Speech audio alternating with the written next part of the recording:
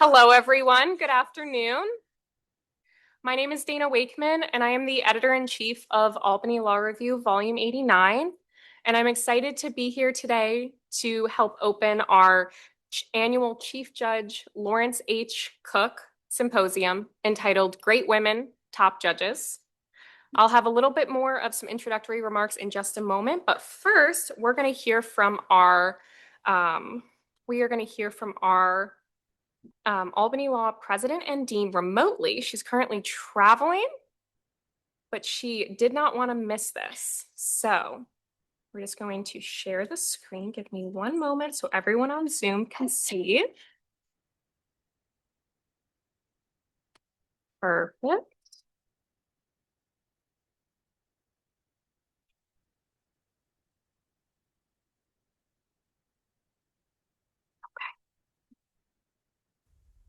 Good afternoon, everyone, and welcome to Albany Law School. I'm very sorry I can't be there with you today, but I'm happy to have the chance to speak with you even briefly to help welcome you to this year's Chief Judge Lawrence H. Cooke Symposium, which is a cornerstone event of Albany Law's annual state constitutional commentary issue, but also one of Albany Law School's most anticipated events of the year.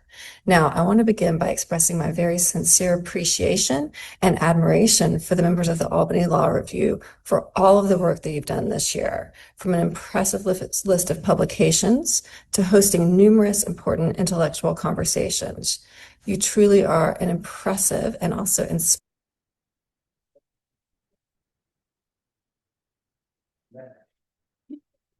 What is he?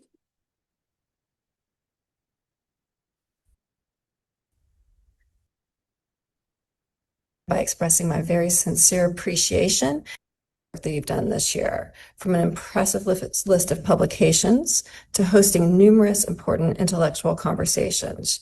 You truly are an impressive and also inspiring bunch of students and future leaders, and I've enjoyed working with you throughout the year on many events. Now, I want to say a special congratulations and thanks to the Law Review for helping assemble such an extraordinary panel of experts for this discussion.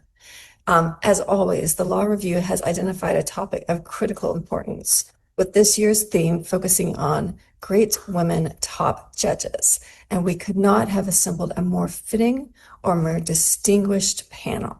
We are very honored to welcome three judges of the Court of Appeals, three truly extraordinary leaders, Judge Jenny Rivera, Judge Caitlin Halligan, and Judge Shirley Troutman, Albany Law Class of 1985.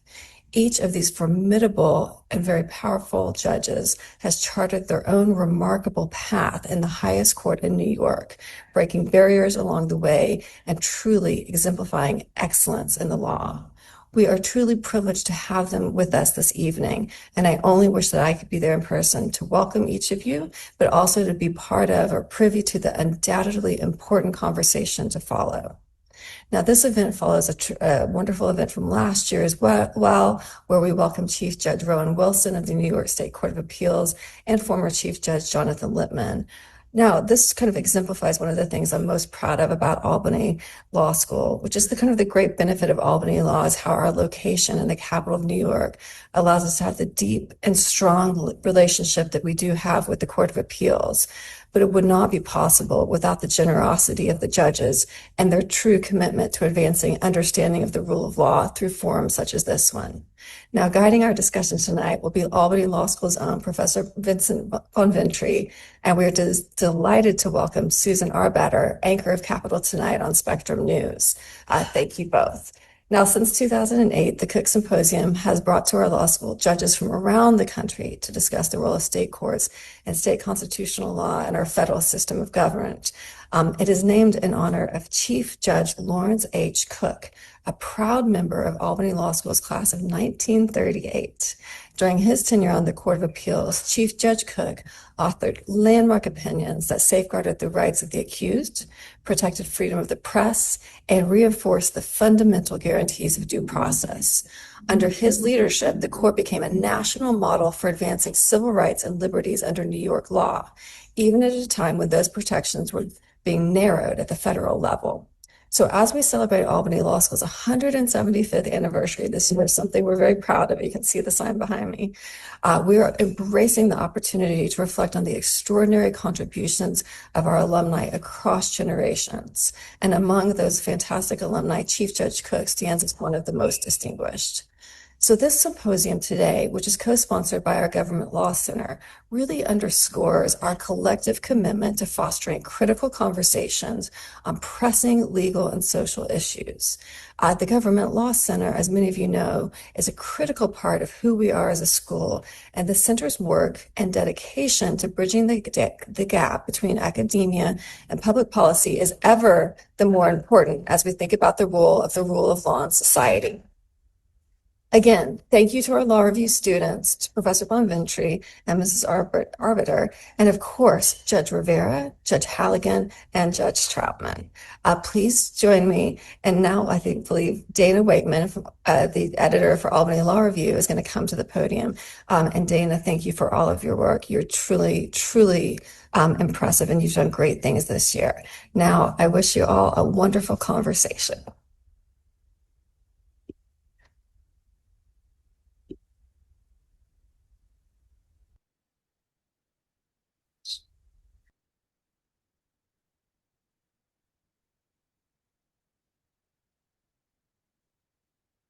Okay, awesome. Great. Thank you all. Before we begin, there are a number of people that we would like to thank who made sure that this event is running smoothly and was able to be put on today. First, we would like to thank John Collins, Sachi Vines, Julie Pierce, and Lauren Minot, and many others for preparing for today's event. I would also like to thank ALR's executive editor for state constitutional commentaries, Andrew Fay. In addition to his role helping to put together this symposium today, Andrew never fails to provide advice to our ALR members or even an update about his beloved Red Sox. And thankfully they won this weekend, so Andrew is very happy about that.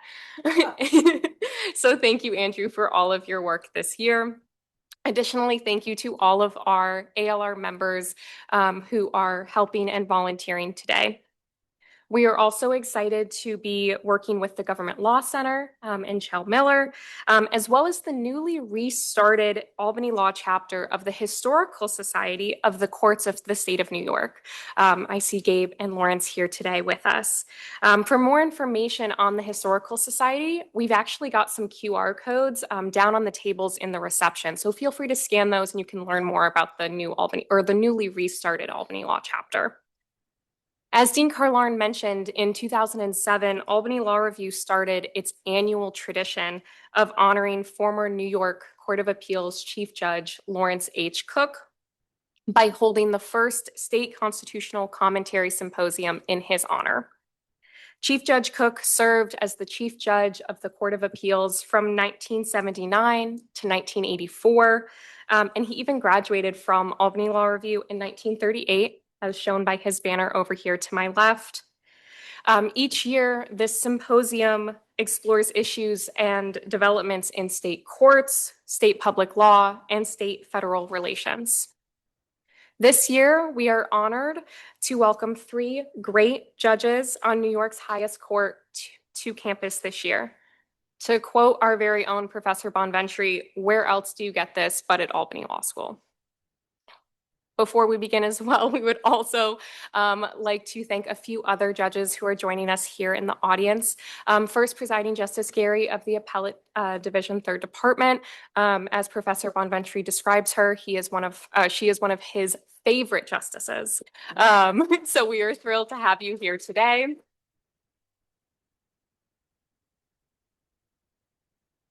We are also thrilled to welcome, rather inconspicuously, the incredible Chief Judge of the Court of Appeals here. Somewhere in this room, I won't point him out just because he's here, but we're honored to have him here today as well. And so thank you all. I'm excited to introduce Chell Miller.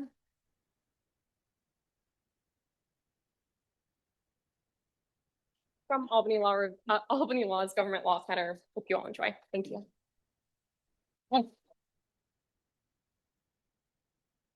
Good evening, everyone, and welcome to Albany Law School. If you haven't been here before or haven't been here in a while, my name is Chell Miller. I am the program director in the Government Law Center at the law school, and we're very proud to co-sponsor today's program. Dean Carlarn said many of the things that I was going to say, so she made that a lot easier for me today. I really want to congratulate the student leaders here who make events like this possible, right? Dana Wakeman, Andrew Fay, it takes a lot of work, both for them individually, but also working with other members of the law review and the faculty and the panelists to kind of bring something like this together. So I really want to acknowledge the time and effort that's gone into programs like this. Yeah, please. And for all of you who are, part of law reviews or have been part of law reviews before, it's a real all hands on deck thing. So please, an applause for all of Albany Law Review as well. And finally, thank you to our esteemed panelists and our moderators for sharing your time with us and sharing your expertise and wisdom and, celebrating, right, the leadership of women in our judiciary, New York State government, and the broader legal profession as well. So I'm happy to turn it off to Andrew.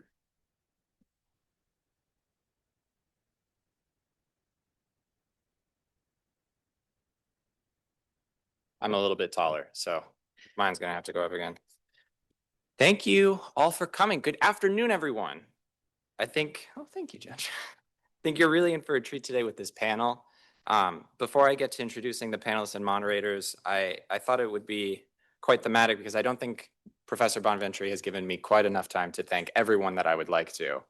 I've been told to be brief with my remarks, and I'm already off to a great start. But I think it would be quite thematic for a panel on great women and top judges to take a moment to highlight, in lieu of thanking everyone, 3 great women who have impacted my personal journey towards today. And first, I know not a single thing that you see before you today would be possible without the tireless and passionate work of our editor-in-chief, Dana Wakeman. Anyone who has been fortunate enough, like me, to spend some time around the Law Review Suite throughout volume 89, often speaks, well, you'll know that we often speak in various references to that old show, The West Wing. And over the chuckles, Dana, I hope you'll understand when I say emphatically that you are our chief of staff. And next, I'd like to thank my mom, Ann, who I'm lucky enough to have here today. Mom, you were among the first people in my life who ever taught me that ours is a country of laws and not men. And I don't know why that quote resonates with me today, but I'm incredibly excited to be here on your shoulders.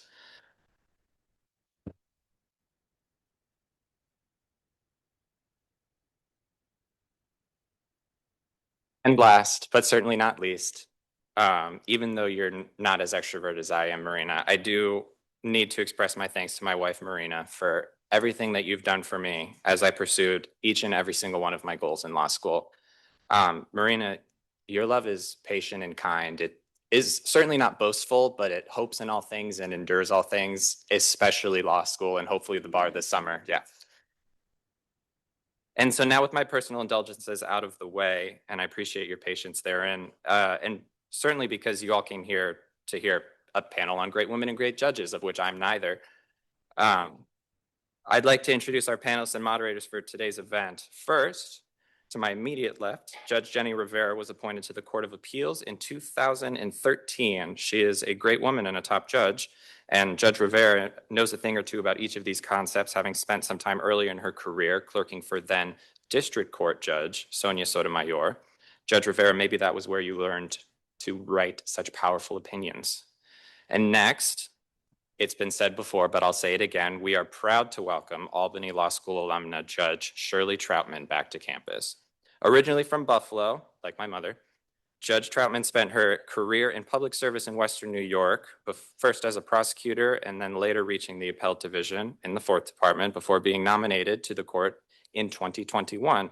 And I'm also hearing a rumor throughout the campus today that she is one of Professor Hutter's favorite former students of all time. Lastly, on the panelist side, Judge Caitlin Halligan's nomination to the Court of Appeals was confirmed in 2023. She is a true veteran of appellate practice. Her resume spans various areas of the law, such as clerkships, including one with U.S. Supreme Court Justice Stephen Breyer.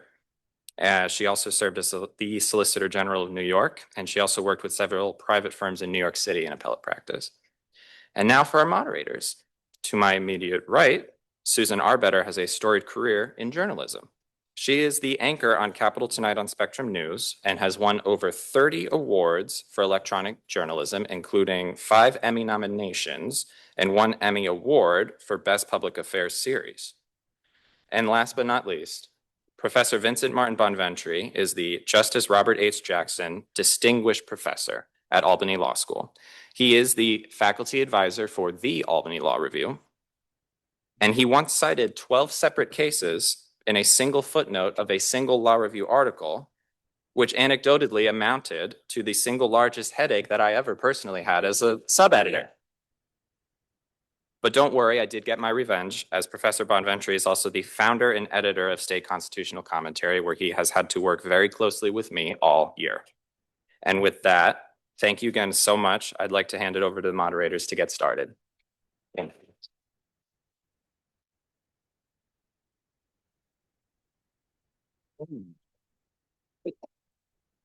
It is an absolute joy to be here. I just want to say, repeat something that Judge Littman said to me on Friday. When Vin calls, just say yes, because eventually you're going to get to yes anyway. Saying no to Vin is not an option. It is such a treat to be here. And this is about women in the law. And I think that a good first question would be, what's it like to have a majority of women on the court? And is the dynamic different when there are more women than men? And why don't we start with the Honorable Jenny Rivera? Well, it's not the first time it's a majority female court. I did go back and count. It's about the 5th time. I've been on it 4 of those 5 times. So that's been really wonderful. I do think there's a little bit of a difference in the dynamic, and that is borne out by some research that shows you need like 3 of anything to be able to feel comfortable and open and to be able to have your voice heard in a real way that resonates.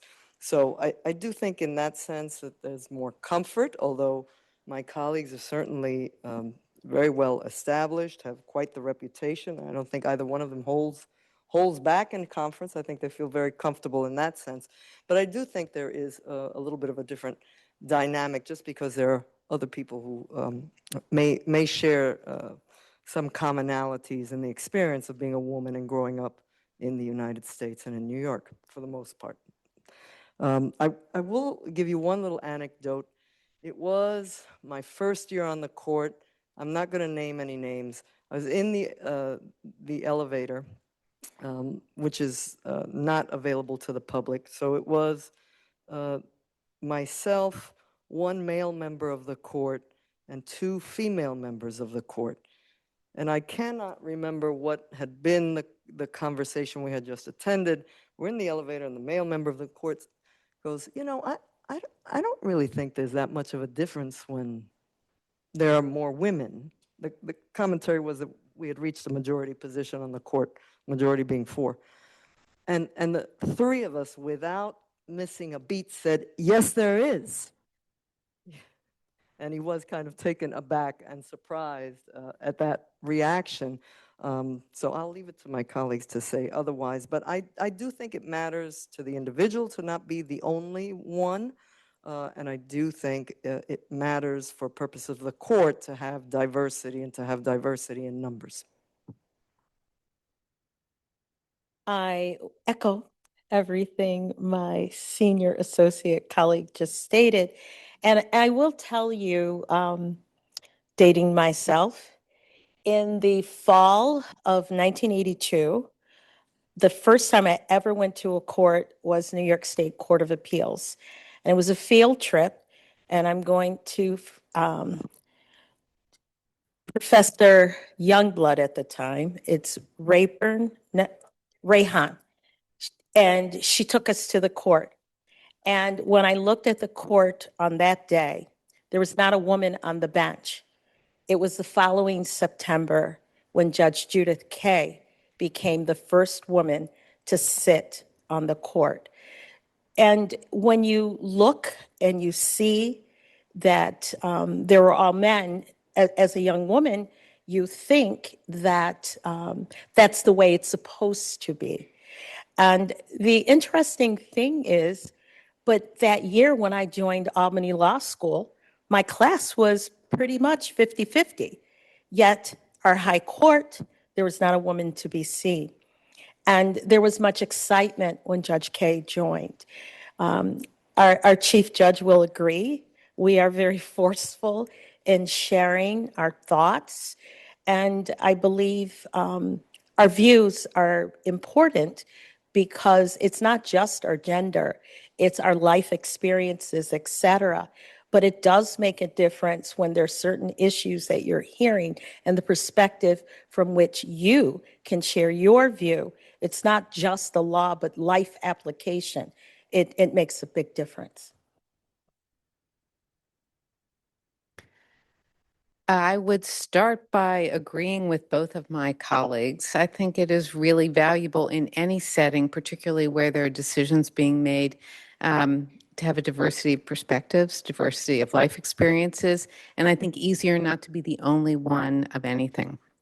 I'm the junior judge. I'm still the junior judge. And so I don't have any different perspective, unlike Judge Rivera, to bring to the table. But I will say this.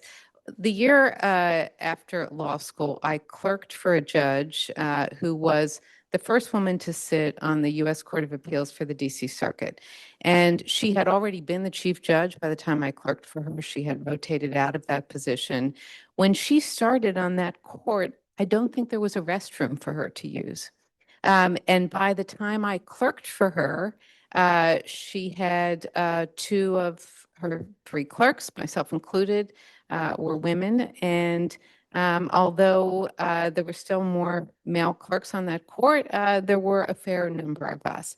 By the time I started arguing in front of the Court of Appeals, Judge Kaye was the chief. And she was, I think, someone who rightly is viewed as holding that seat with real distinction. And I also found her to be a very generous mentor. And so looking at her, looking at Judge Wald, whom I clerked for, it seemed to me that there were possibilities as a female lawyer that I think perhaps in their shoes when they were in that more junior role, that looked like a more challenging and singular path to follow. So I think that seeing a majority of women on a court should perhaps be no more extraordinary today than seeing a majority of men on a court might be.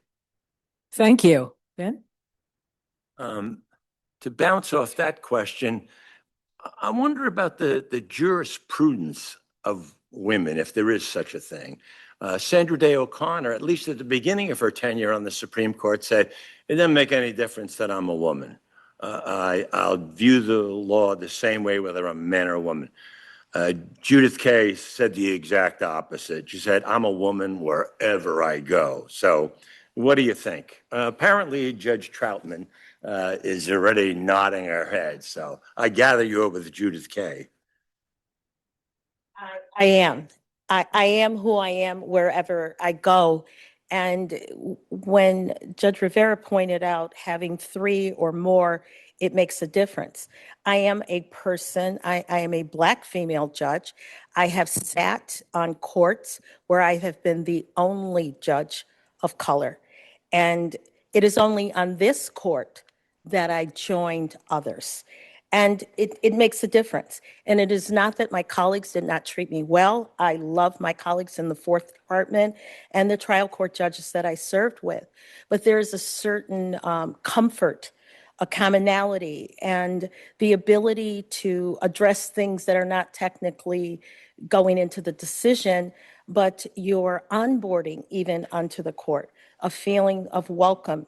And I also agree that over time, when you just see that they're for women, you're like, oh, it's just supposed to be that way. But if you don't see anything but what always is, then that is the way that you believe that it's supposed to.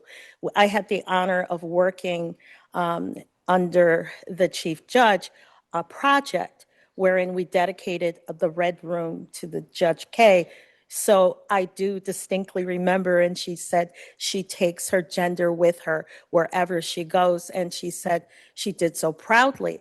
But the world that she faced when she first got out of school, they wanted to offer jobs that when you say, people say the word law secretary now, no, they meant secretary, type my papers, not be the lawyer to go in the courtroom. So the world was very different.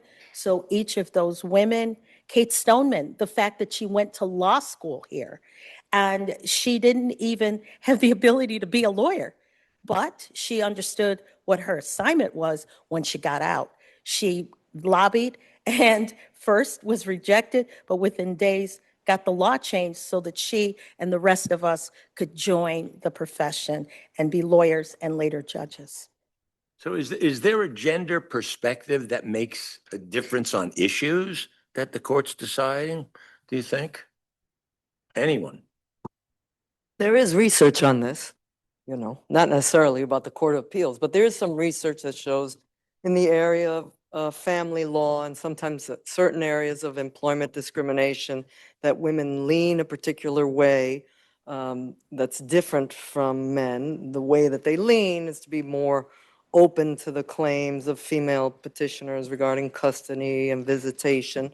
And there's also some research that judges of color lean a particular way when it comes to employment discrimination cases, not necessarily always holding, in either of these examples, on the side of a plaintiff or a petitioner, but more open to the arguments. That is to say, coming to the table with less skepticism about the experience, with less skepticism that just doesn't happen. That can't possibly be what that means, or that doesn't sound like it's really offensive or would make the environment a harassing environment for you to work in.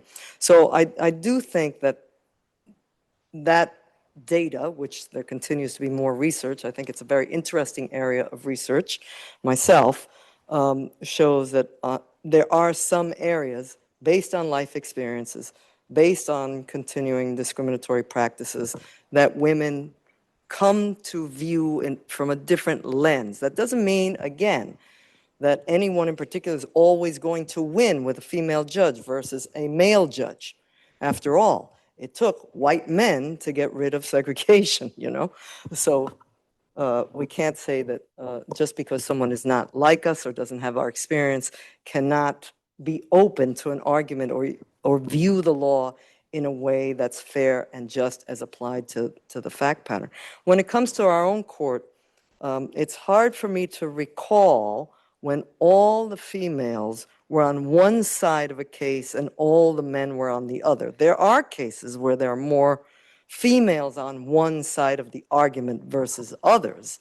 But I don't know that I would always put that down to a gender difference, like that there's an inherent jurisprudence that women bring to the table. I would not necessarily agree with that, but I do think there is something to life experience shaping the way one might view a particular issue as it's applied to the facts. Again, not meaning that anybody is always going to win or lose before that judge, just that you come to it with perhaps a certain openness that others don't understand. After all, RBG is famous for saying, you know, my colleagues have never been a teenage girl, so what would they know, right? In a case where from the bench that involved a teenage girl being basically strip searched in school, one of the judges said, what's so difficult about going through that? I mean, I think anyone would say, well, what's so difficult about being strip searched in high school? I mean, that's already bad. But I think her point was, without understanding the way women's bodies have been commodified, how teenage girls feel particularly uncomfortable about their bodies and who may have access to them and how they're viewed in that particular section of the school and so forth. I think her point there was well taken. If you've not walked in the pumps, you're not necessarily going to understand. I'll leave it at that. You know, I guess I think there are different ways of thinking about your question. One is, I think, along the lines of what I take Judge Rivera's point to be, which is really an empirical point or maybe a sociological point, that research suggests that women may, as a general matter, be more open to certain kinds of points of view or arguments than men might be. And my guess is you could look at research along a number of different axes and find that some folks with certain characteristics are more open to certain arguments than others. I think maybe the other way to think about it is as a matter of experience. And, you know, when I was thinking about this evening, I realized I have worked over the years. I found it hard, I guess, to hold any one job for a very long time. I worked in a number of different places over the years.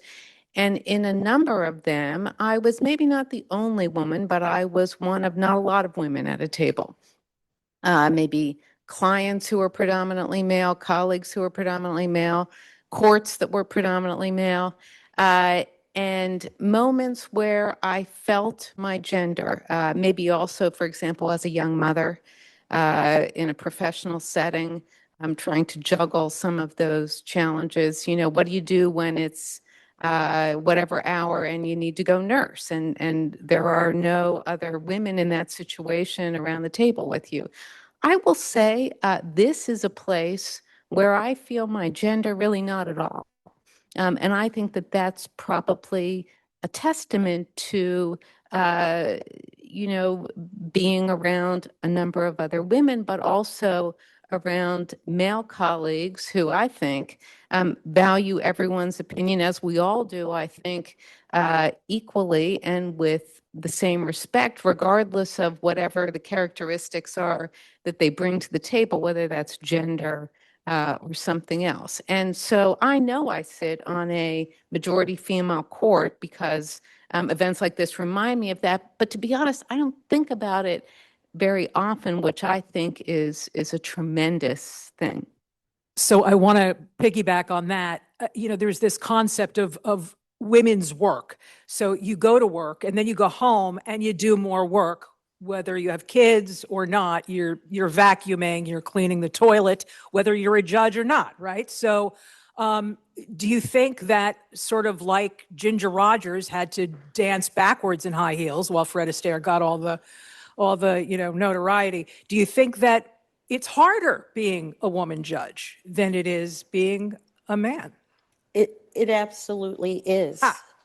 I remember the first, so I took a scenic tour on my way to the Court of Appeals, and I've had the honor of serving as a Buffalo City Court judge, as a county court judge, as a Supreme Court trial judge, and then on the appellate division, and then here. But I remember when I first took the bench, and I was very young, because I had opportunities that were made available to me, and having men who saw me as, they wanted to respond in a condescending way. So you have to assert your authority as a woman, the manner in which you dress. You have to make sure that they're not just looking at your femininity, that they're hearing the words that come from you, that they're understanding you do have the power and you have to exert it. But it is difficult when the profession was traditionally dominated by men and they honey words of those sort.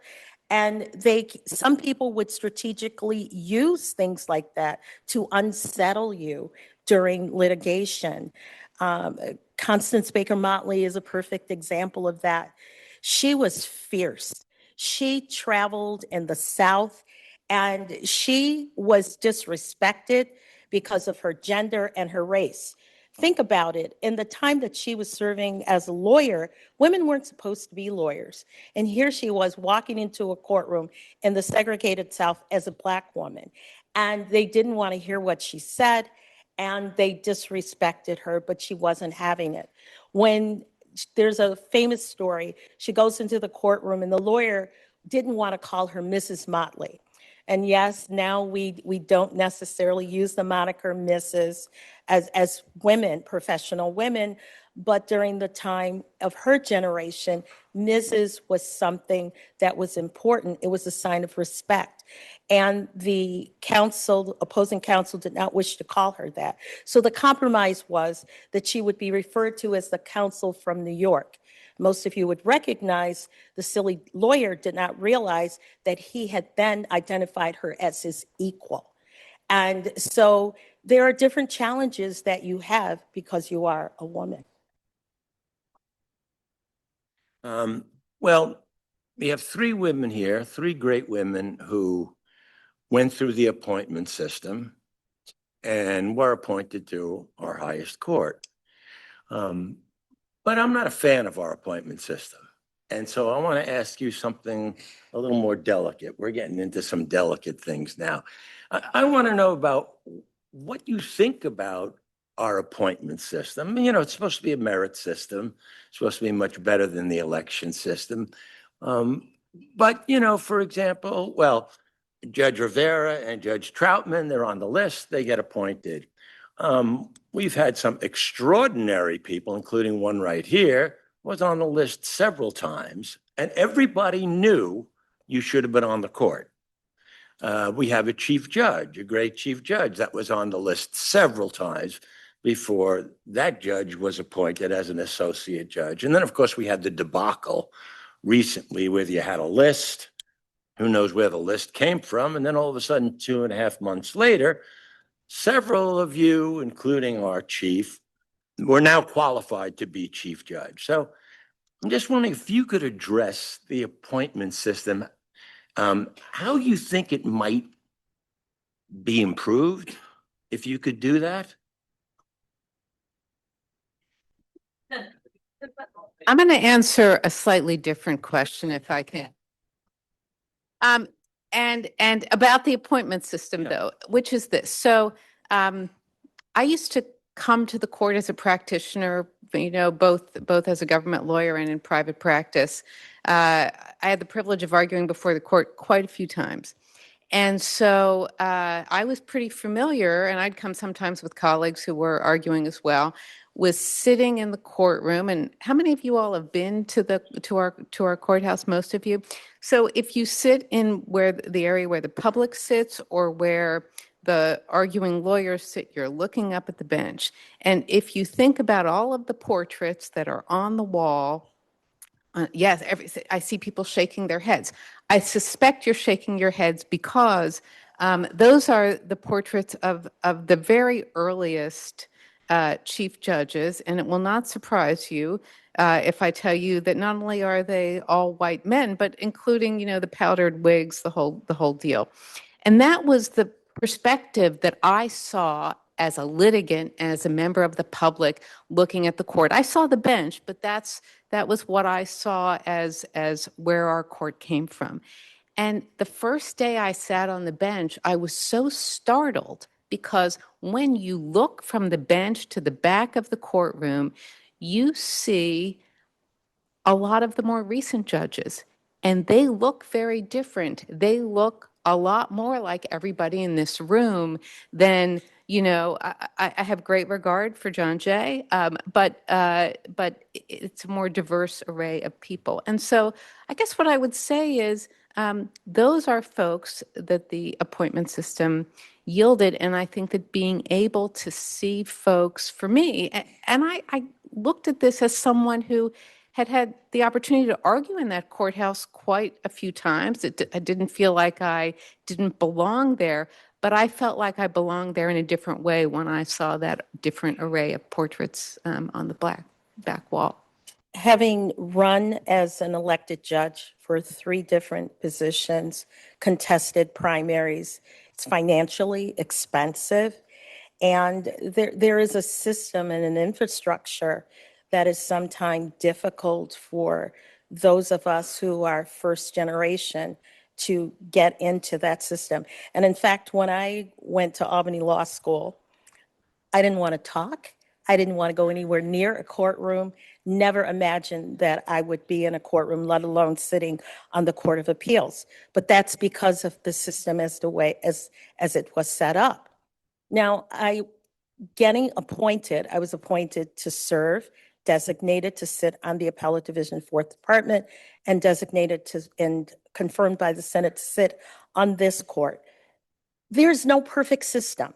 I'm going to tell you, and I do currently live in Buffalo, New York, and the community that I live in is not as reflective of the bench necessarily, because there's systems in place.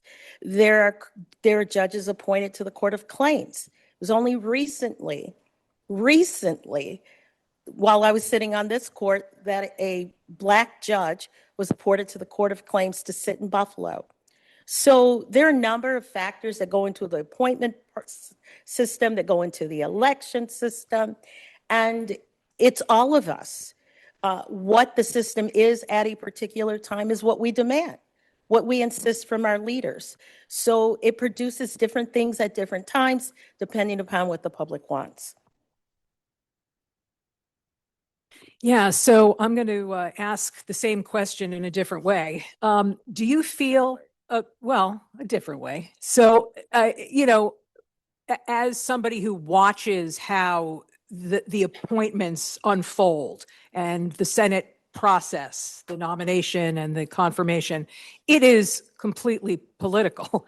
And I'm wondering, as you guys are sitting here right now, if you feel that when you are in the process of being chosen or not, and how you sort of segue from that political position into one of a more jurisprudential, is that a word, position like you're in now? I don't think I've had the honor and privilege of serving on the Judicial Ethics Committee. So I understand judicial ethics.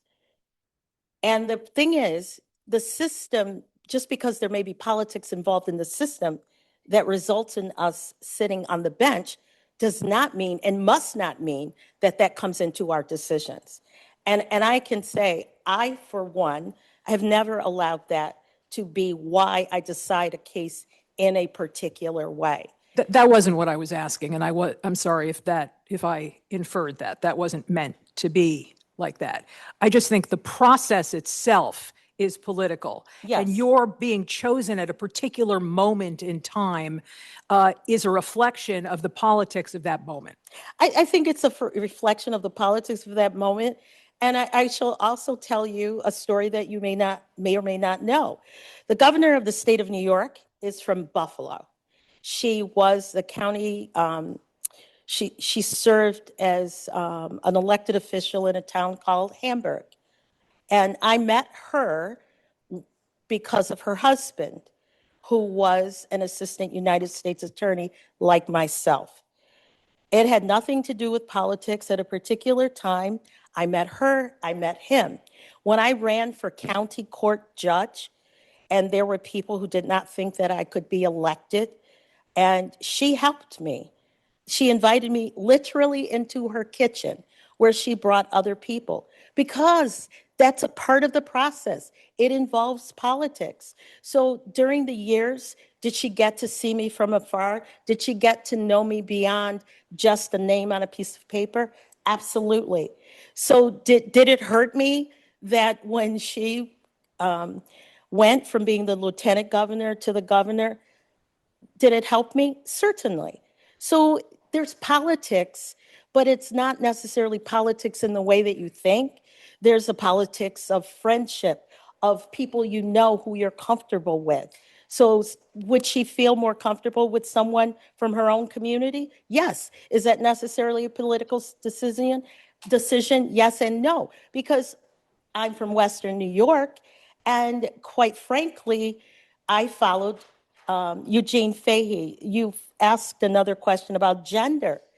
So I followed a male who, quite frankly, said to me when he was on the court that when he left, he thought that I should follow him, not a thought that I had in my own mind. And he's an Irishman from South Buffalo, so the politics of Buffalo, he would pick an Irishman. Well, no, he did not. So it depends. Our society is complicated. There is no easy answer of it, but however you get there, I will tell you, the good judges of the state of New York, politics is left at the door once you get there. But the system, it's an imperfect system, and we are better when we keep working towards a better system. Judge Fahey was cut of a different cloth on that one. I'm just going to say, a very special man. Yes. Very much missed on the court. But let me say this. I think I agree this is not an ideal system. I think the intent of this particular system for the appointment to the Court of Appeals was meant to address some of the concerns that politics weighed too heavily in the process of who ended up on the court. It used to be an elected position, which, as you can imagine, means many, many qualified people would not even be able to go through that process and to get a shot at the court. So it is an effort to do something better, right? Learning from the past mistakes, trying to be more open to people with different experiences, different backgrounds coming, throwing their hat in the ring and getting appointed to the court. We'll say this. There's one thing about this process, having gone through a few of them, and my term ends in February, so I've got to go through a reappointments process. Anyone can apply, as long as you meet the basic criteria, and frankly, it's pretty basic. Anyone can apply. You can't really say that about most places, that the door is open that way, okay? People can support you and speak to people on your behalf. And obviously, there are various groups that have been marginalized over time, certainly on the judiciary, who have made great strides in having their voices heard. So in that way, there are those kinds of influences. I think what is really problematic, and I'm not suggesting that you espouse to this, is that people assume we are politicians who wear robes because of this political process, because there's always politics in an appointment or an election, okay? That's just the reality of the world. Whether it's the politics is already described by my colleague or a different kind of politics. So it's that assumption that we are political people and political animals on the bench.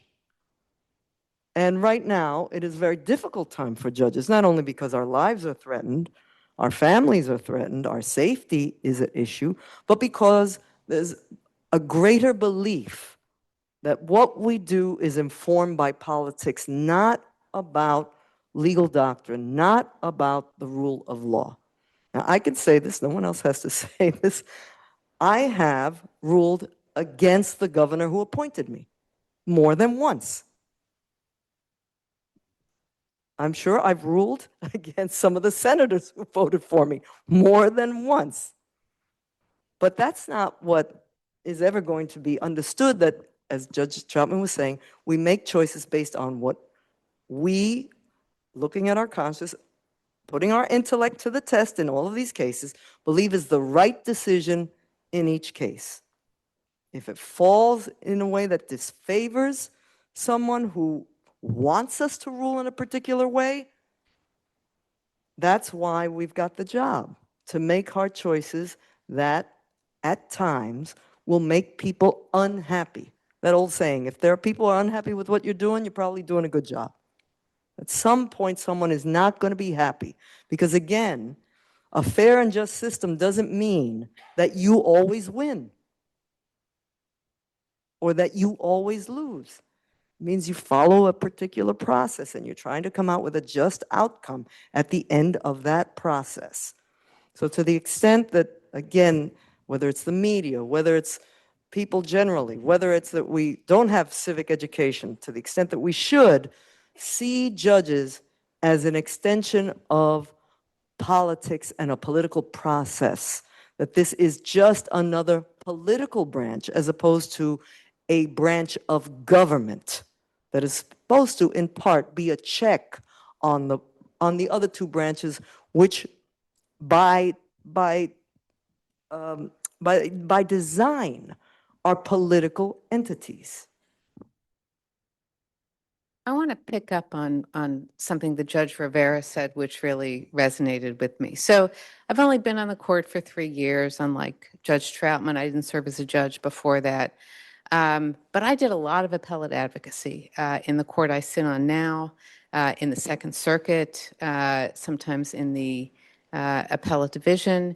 And, you know, as a litigant, you might think, particularly on a court where you see the same judges over and over again, like this court, sometimes the Second Circuit, you might say, okay, I know from looking at decisions that this judge more often rules for plaintiffs than defendants in civil cases, or more often rules for criminal defendants than for the people in criminal cases, or whatever it might be. But I will say it never occurred to me to ask who nominated this judge and who sat in the state Senate at the time that they were confirmed. And I say this with some real humility, but I think I was a pretty experienced appellate lawyer, particularly in front of this court. So I think not only is everything that Judge Rivera says right from the judging side of the bench, but I also thought that that's the way it worked. And I don't think that that was total naivete from the advocacy, from the lawyering side of the bench. You can see that, you know, folks tend to have perhaps certain patterns in their voting over a stretch of time, but it never appeared to me.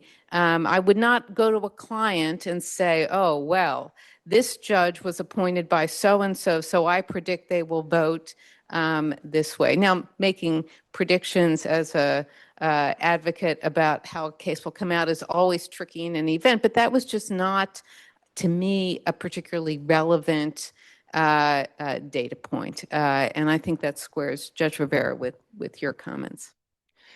Does the same apply to the Supreme Court of the United States? Because the media, when we talk about the Supreme Court, it's always through the scrim of politics. It's the conservative side, who many were appointed by, chosen by Trump or by Bush or whatever. And so they must, of course, reflect the conservative side. Do you feel that it's the media has done a disservice to the American public by talking about the court through that political lens? No, I don't think so, although I guess the current administration is not so happy with some members of the court because the current administration, I think, does work in this, sees the court through that lens, that those appointments were intended to have particular outcomes in particular cases. So when there's disappointment, obviously the administration is, as they say, beside themselves that things did not turn out as planned. But I don't, let me say this, I don't think there's an issue to recognize that at the moment, it's a highly politicized process. But that doesn't mean that the person who's nominated doesn't have merit. The fact that it's politicized doesn't mean that the person who's nominated, who ends up appointed, doesn't have merit, isn't able to do the job. I think so. That's my issue, that not recognizing that the person is certainly highly qualified. If they're not qualified, that's what the media should be concerned about, that they're not qualified. I mean, we're human beings. We have particular views. We try, of course, to keep our bias in check. And if we can't approach any issue without bias, we are supposed to recuse ourselves. These are our rules. They don't apply apparently to the Supreme Court, but that's the rules that applies to the rest of us by their own statements, not by me, by their own statements, right? Those rules don't officially apply to them. So in that way, I think the media, yes, can make the points about who's the party that's choosing them and so forth, and what tea leaves they're reading about how that justice may vote or how that judge may vote in the future. But failing to recognize that someone is highly qualified, and happens to come out of a political process, I think does a disservice. Right? When someone's name is pulled because they're not qualified, that strikes me as a system working the way it should.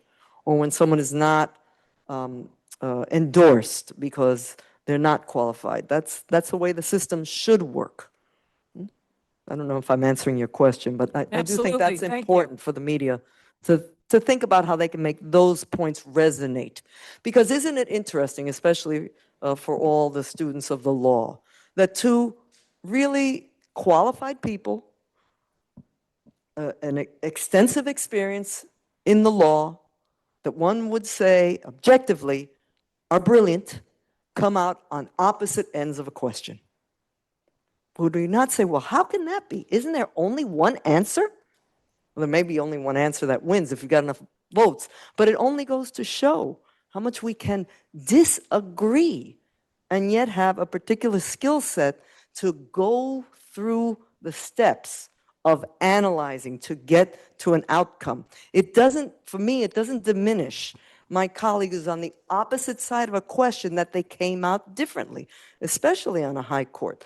Many times these questions are so close. And I often come back to chambers and I say, I want you to understand, I do not think this other position is unreasonable. I think it's very reasonable. I think there's a compelling argument. I am not, at the end of the day, persuaded, but I can't say that this is not an opinion grounded in logic.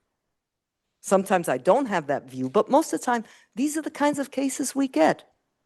Right? So we can come out in different places, even when people are very skilled, very experienced, are coming to each question authentically, right? Bringing their intellect to the table to try and resolve a problem that we all think is fair and just. So we can disagree. It's not always about politics. It may appear that way because we are politicized externally by labels. I mean, think about it.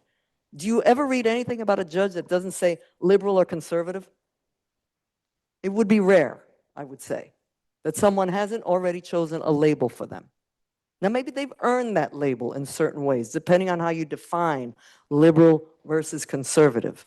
But if we start from that, we've already, I think, done a disservice to the judicial branch as a whole and the individual members of the court. It's another thing to look at something and say, that does not square doctrinally. No matter how much you've put nail polish on that pig, it's just not going to change, right? That's different. But to start out with, this is a liberal, this is a conservative, this is an independent, so of course they're going to fall in line. My colleagues would not ever violate the confidence of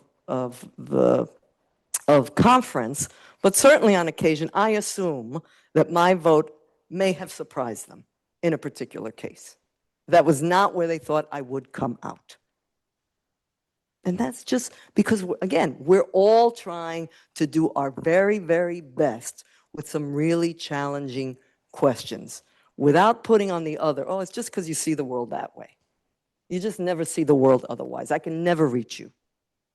That is externally what's imposed on us, and we work very hard. I feel confident that my colleagues and I work very hard not to go in thinking, I can never try and communicate my view and try to persuade. I may not succeed, but that I can never talk to a colleague.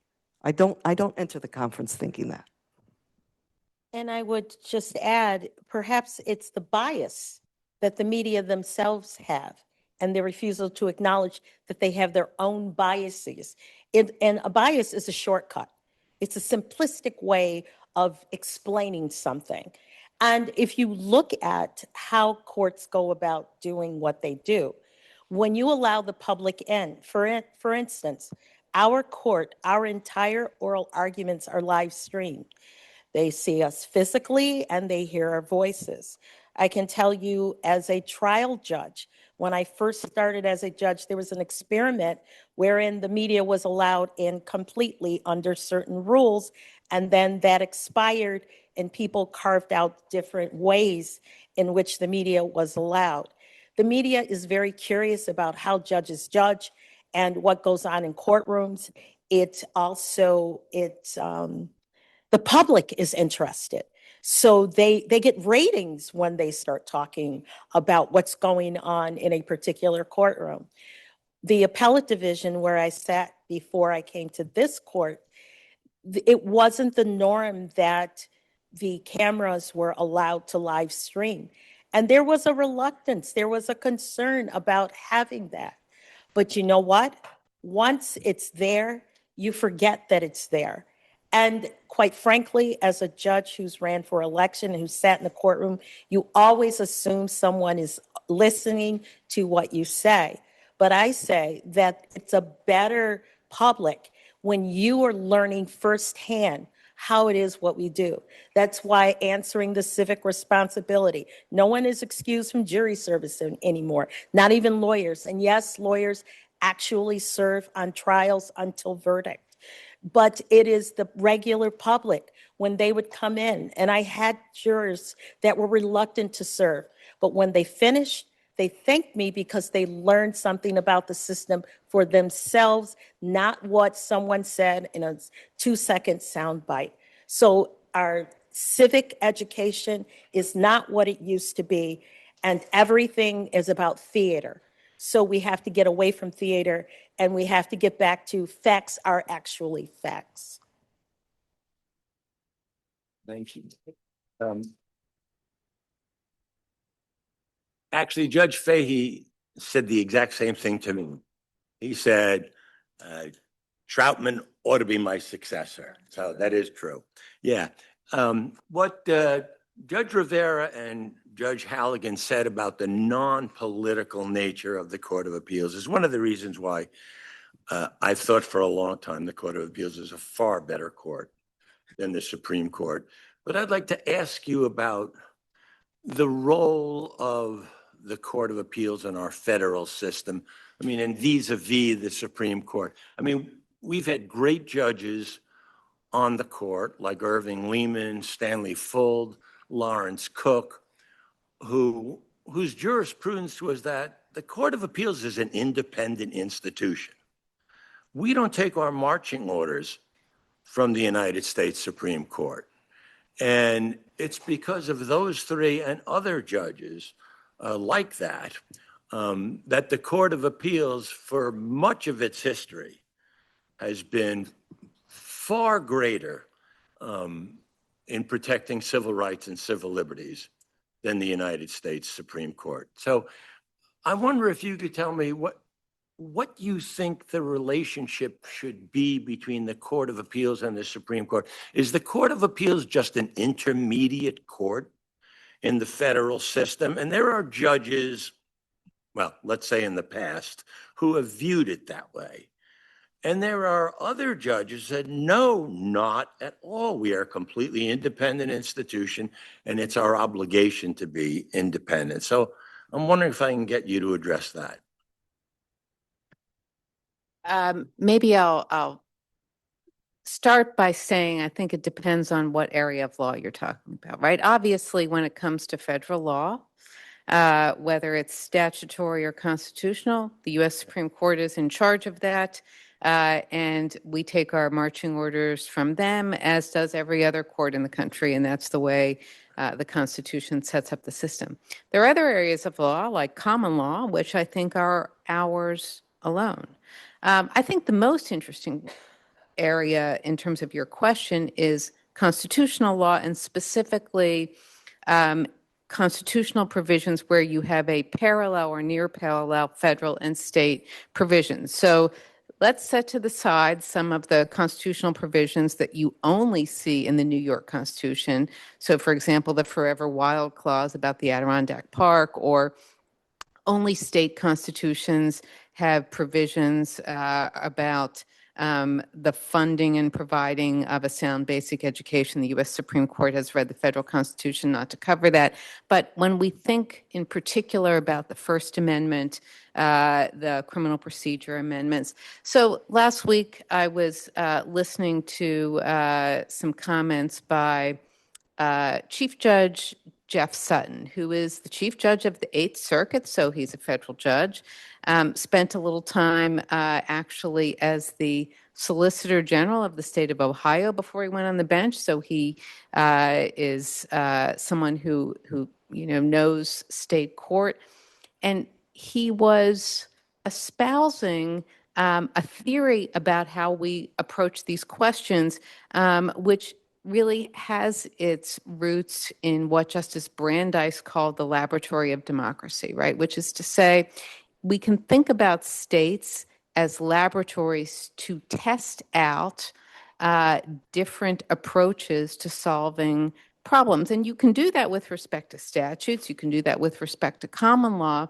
but also when you see the development of some constitutional law, you see states interpreting their own provisions, which have a federal analog, in a way that then the U.S. Supreme Court may look at, may adopt eventually, may not, may reject.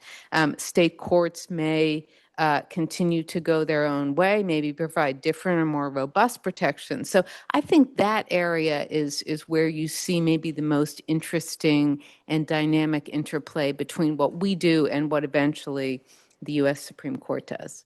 So is there a presumption with regard to rights where there's a corresponding federal right? Is there a presumption that whatever the United States Supreme Court says, say, on what's an unreasonable search, is there a presumption that they're right, that there's some wisdom in Washington, D.C. that New York ought to follow unless it rebuts that? Well, that answer, I think, is different from state to state, right? And state high courts look at that question with regard to specific constitutional provisions, and they reach different conclusions. One of the things I found most interesting at this chat last week was a Virginia state court judge explained that just in the past couple of years, they had been a state where their high court, as I understand her comments, had consistently followed the U.S. Supreme Court. We call it lockstepping, right? The state high court, some of you are shaking your head, you must have come across this idea. The state high court proceeds in tandem with the U.S. Supreme Court as a matter of practice.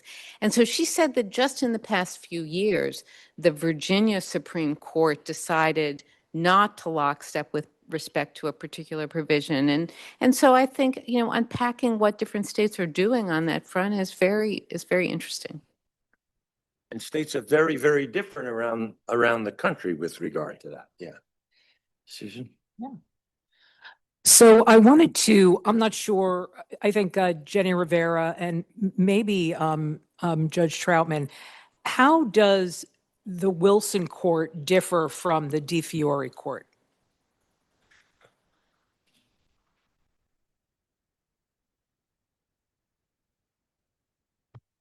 Well, I'll tell you because he's here.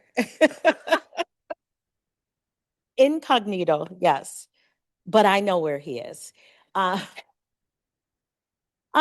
Different chief judges have different philosophies. And I was only with Judge De Fiori for a short period.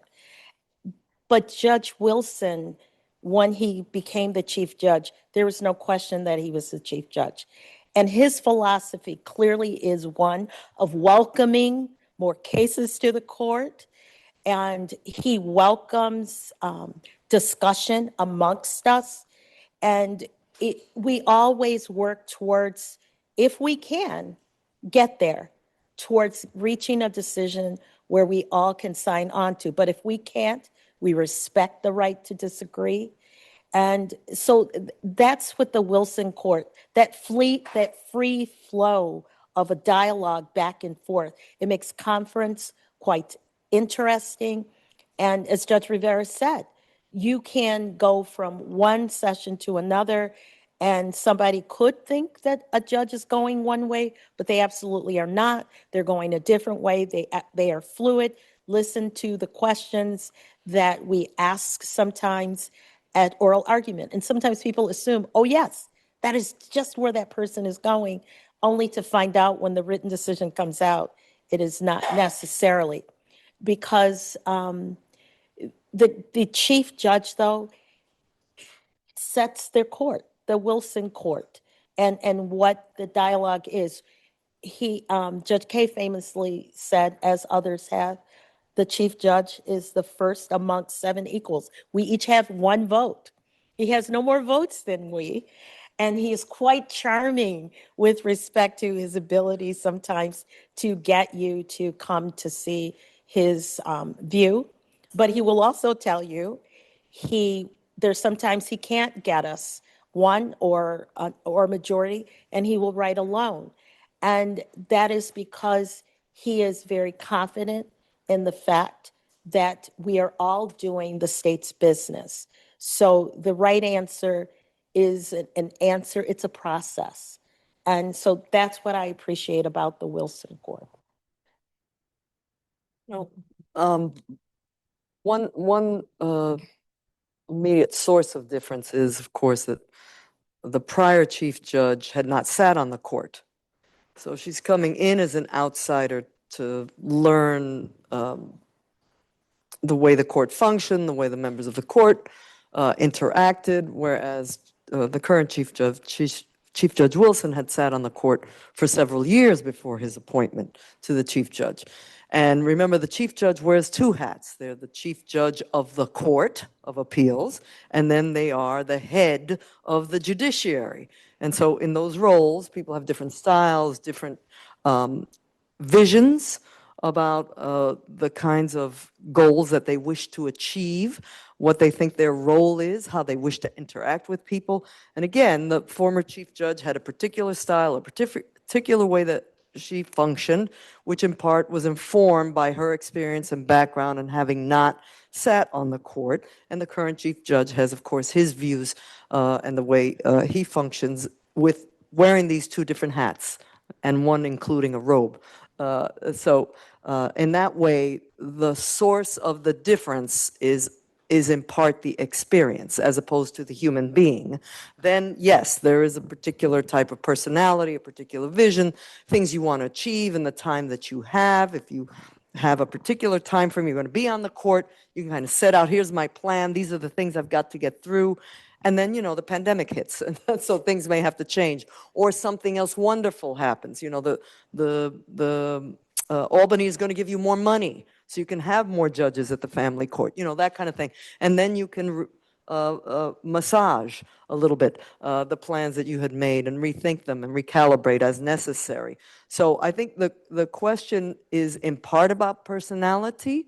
And yes, these are very different personalities, very different work styles, but also about the hats that they wear and what they know before they start in that position. And that is not to in any way suggest that someone who's never sat on the court can't come on and be a chief judge. That's not my point. My point is you just approach the job differently, considering whatever learning curve you have, but also what you're hoping to achieve based on the experiences you bring. Sometimes in any kind of institution, it might be a very good thing to bring someone who hasn't been there in that institution for years. They bring sort of a different view, and they're willing to perhaps not follow traditions because they think that's helpful. And I will say that the current chief judge doesn't have a problem with not following traditions. That's also true. But that's about openness and willingness to hear from other people, which I think is very important to a chief judge. Is the chief judge a feminist, Caitlin Halligan? Now, I don't really know exactly what that word means. I think it probably means, However you want to yeah, I was going interpret. to say, I think it means different things to different people. Um, he leads a court with a majority of women, I will say that, and also the chief judge is in the room. Um, I think the chief, and I think this is true of all of my colleagues. I think it's a place where I don't mean to sound Pollyannish, but I really do find this to be true on a day-to-day basis, um, where everyone's point of view and the experience that they bring is respected. And I think that, that makes perhaps someone a feminist if you're talking about whether you respect the perspective of your female colleagues. But I think that that characteristic is critical, regardless of whether it's about whether you respect your female colleagues or your colleagues who might differ from you in any other meaningful characteristic or respect. And I also think it makes for much better decision making. I mean, as I think Judge Rivera and maybe Judge Troutman as well said, I really find it surprised me a little bit. A lot of the cases I think we see are hard, and many of them I think, are close. And so not only having colleagues that have different points of view and different experiences that inform those points of view, but being open to listening to them, I think helps us get to, and helps me get to a sounder decision in particular cases. A couple of you mentioned dissents. I'd like to ask you about dissents. Now, we know that Chief Judge Judith Kaye is famous for at least the second half of her tenure for really discouraging dissent. She really wanted to have consensus and unanimity if she could. Chief Judge Jonathan Lippman was the opposite, and he even went public. I'm not interested in unanimity or consensus. I just want the right result. And he welcomed dissent, and in fact, as opposed to Chief Judge Kaye, he wouldn't mind dissenting himself quite a bit. So I want to know, when do you dissent? When should you dissent? I mean, these cases are close. I tell my students that all the time. Look, don't be so darn certain about which way it should go. They're tough, these cases. Judge Sheila Abdul Salam used to tell my students that all the time. These cases are so hard. I could go either way in so many of them. So when do you know that you should dissent? Any of you? I'm probably the one who's written more of them, Yeah. only because I've been on the court longer, and maybe I have had my share of dissents. But in any event, it's on principle, right? When you say, I just don't see the case this way, I don't agree with that resolution of the case. I can't agree with that outcome based on the law, not based on personal preference in that sense. Based on the law, I can't reach that outcome. Because there are certainly times when someone could have dissented, but chooses not to. They don't see a value in the dissent. So when do you get a value of the dissent? Mostly that's when you're thinking about the audience. I could be speaking to the ages, I've done some of that, but usually you're thinking, okay, who's the audience? Is it the legislators that maybe they'll step in, and if they really think that the majority has misinterpreted their intent, they'll amend the statute, or they'll write a new statute, whatever they're going to do. Or are you speaking to the bench or the bar, right? I had one case where I dissented, where it was about someone who requested to go pro se, and at the end of the dissent, I thought that the person had said enough for the judge to then inquire. That was really what it was all about. The majority didn't think so, thought he had been equivocal. I don't know how saying I would love to go pro se is equivocal, but there you are. In any event, at the end, my argument really said in a rhetorical fashion was that I assumed that judges in the past would conduct themselves in the way they had, right, regularly, which is if someone says, I would love to go pro se, they're going to make an inquiry. That doesn't mean that the person will end up getting a lawyer appointed or going pro se, whatever it is.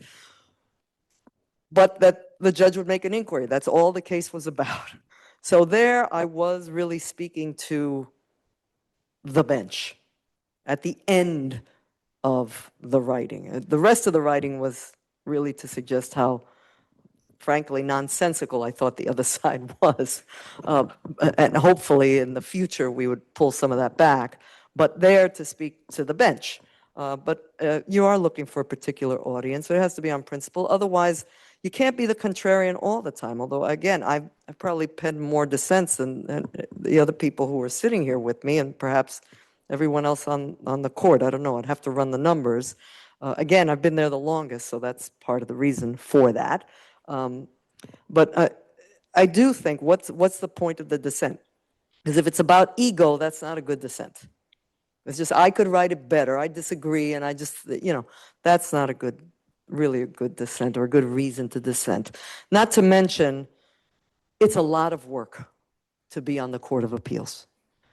It's a lot of work to just do the work when you have majorities, when you have the criminal leave applications you're going through, when you're going through the civil leave applications, when we're doing other things that we do because we have other, let me call them assignments on behalf of the Court of Appeals. It's a lot of work. And if you're actually going to carve out additional time to write separately, whether it's a dissent or concurrence, we didn't talk about that, or concurrence, that's going to take time. You have to decide this is worth it. Not for my ego, but it's worth it because I think in the long term, I'm speaking to a particular audience. I'm hopeful for an outcome. And frankly, at times, for myself, I will say, I just think there's a particular voice that needs to be heard.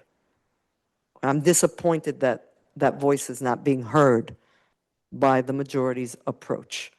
And so I feel that that's really consequential because, again, we're supposed to decide these cases on the law, trying to reach a just outcome, and the people who read them should understand how we got to the resolution we got to. You may not agree with it, but you should be able to understand how we got there. And so sometimes I just think, that voice hasn't been heard, that position hasn't been heard. I think it's really important to say that. The majority may have a different view, but I think it's really important for this to be said. And, the audience can decide for itself whether or not they're persuaded one way or the other. I have the least experience among the three of us at answering this question, when should you dissent? Because I've been on the court the shortest period of time, but not long after I started, I think you mentioned I clerked for Justice Breyer. So I was chatting with him and I said, gosh, how did you decide when to dissent? He'd been on the court for a long time. He was retired by this point, but he had confronted that question many times. And he said, very much along the lines of what Judge Rivera just articulated for all of you. He said, sometimes the court splits, and so you are writing, if you're dissenting, not just for yourself, but for other members of the court. And that's sort of a different circumstance because it's not about whether you alone decide you think it's appropriate to write separately, but you're articulating a point of view that a couple of other judges on your court share. He said, but when it's whether to dissent alone, he said, I guess, sometimes I would even write something, but then I would put it to the side for a while and I would think about why. Is there a reason or is it ego? Because ego, he said almost verbatim what you just said, Judge Rivera, ego is not a good reason to dissent. But if I concluded that I had a significant point to make and it might help in the development of the law, then I proceeded. I will also say I think that a dissent can be very helpful to a majority writing because it can sharpen the points of disagreement. It often does. And I think that if you are the person who is drafting the majority opinion, it's not unlike the exercise of what do you do as an advocate when you get your adversary's brief, right? You have to think pretty closely about why it is that you've made the choices that you've made and whether or not you have explained them as clearly and as substantially as you can. So I think it can often hone a majority writing.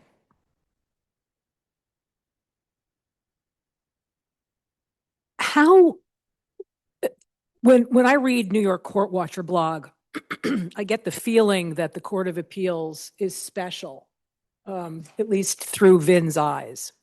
Do you feel that it is, and what do you see as the role of the court within New York State governance? And conversely, how much influence do you think the state legislature has on the court? Maybe we can start with Judge Troutman. Sitting in these lecture halls in Albany Law School, I always thought the New York Court of Appeals was a very special place. And it served as a leader in the nation with respect to the law. And I still feel that we are a very special place. Having sat on different courts and sitting on the appellate division. So the appellate division hears every appeal. Everybody gets a right of appeal. So you go to the appellate division. You may or may not get to come to the Court of Appeals. The other disappointing thing was when I got to the Court of Appeals, it's like, okay, so the power of the things that you can do are less. There's special powers that the appellate division has. They have what's called this interest of justice power. They could just review it because they want to, but you can't do that at the Court of Appeals. Is it preserved? Is it within da da da da? Is it fact finding? Is it a mixed question? All of those things cloud it up. But it is a very important court. I agree with, we talked earlier about our chief judge and some of the his philosophy with respect to the court. Family court issues. We don't often get an opportunity to speak on family court issues, but when we can find one and we speak to it, it is important because it reminds people who are family law practitioners and people who deal with those issues personally that yes, their issues too are also important. And it is important that our court provide guidance. And sometimes we struggle because of the way that the case comes to us. We may or may not be able to address the merits, but when we can, it is important that our voice be heard so that it can provide guidance, so that it can resolve splits within the appellate division departments, et cetera. And how much influence does the state legislature have on the court? They have no influence on us. There's statutes we have to follow, and we interpret those statutes using statutory interpretation. The common law is ours, and so we base our decisions on the facts and the law as we perceive them. We can, and we write, and if we are wrong, we expect them to come in and say, okay, we want to change the statute. And they have responded in kind in certain situations and changed the law. And that's one of the things with respect to dissents. Sometimes the dissent can point out that there is a problem with what they did. They thought they made it clear, but it is not as clear as they thought it was. That is the influence aspect of it. But our role and their roles are different. And we are not legislative bodies, and we know that. Again, the chief judge wears those two hats. So on the administrative side, the chief judge engages a great deal with the legislature, with his chief administrative judge and his other people that he's picked, his other representatives and agents, to work with the legislature to get things that the judicial branch needs to be able to do our jobs. And then there is the proposed legislation that may change the law in a way that is more just. So the chief judge is always thinking about those issues and how to engage with the legislature. I think it's a difficult, it's a hard line to walk, because then you're going to put on the other hat and you may have to find a law that they've passed is unconstitutional, the next day. And perhaps some of them don't think too kindly of that. But that's our role. That we're not. This is without favor to anyone. We decide the cases as we think they should be decided. But I think the New York Court of Appeals is special for a couple of reasons. One, because our decisions are in those case books that you all read. So I guess we're doing something right. that some editor and law professors think, and people who know better than us think that our cases should be in those case books. So I think that's a good thing. But also because New York is special and unique in this way, we end up having to address, because of this tremendous diversity of the population and our long history in this state, we end up having issues that come to us that other jurisdictions may not have to deal with. I mean, we've got language issues that come up to the court, and other jurisdictions may not have, the 100+ languages that we have to deal with in our state. We have a particular history when it comes to freedom of speech and freedom of the press that may not be so familiar to other jurisdictions. So there's something unique about the state that then is mirrored, I think, and expanded upon and expounded upon by our New York State Court of Appeals. So I think it's special in that way. And then I do think that the fact that the Court of Appeals has taken positions that perhaps are not as popular across the country, just because the members of that court thought it was right.